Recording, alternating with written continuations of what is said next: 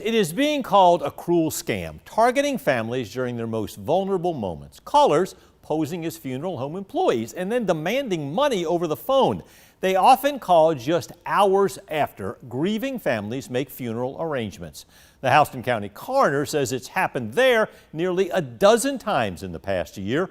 Hunter King with more on how these scammers operate and how you can protect yourself.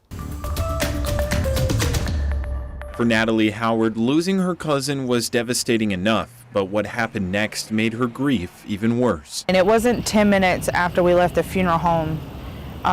We get a phone call. They said that they were part of the funeral home and that they're calling to collect payment. The caller claimed to be from the funeral home they just left. He demanded $2,000 immediately over the phone. When we told him that we didn't have the $2,000, I was like, well, you can pay what you can. Howard and a family member gave their credit card information. Within minutes, the scammers charged Howard $180 and her relative $200. The money that got taken took from where I couldn't purchase the urn.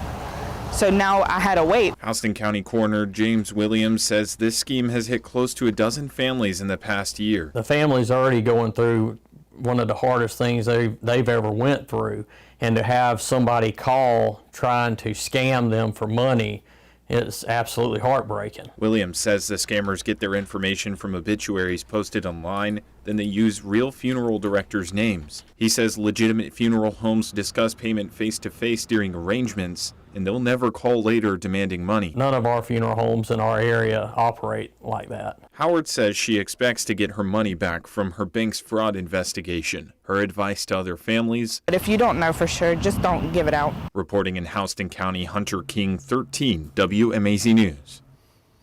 Yeah, Williams says the Houston County Sheriff's Office is investigating the scam. Thus far, no one's been arrested. If you have information on the case, you can call the Sheriff's Office at 478-543-2085.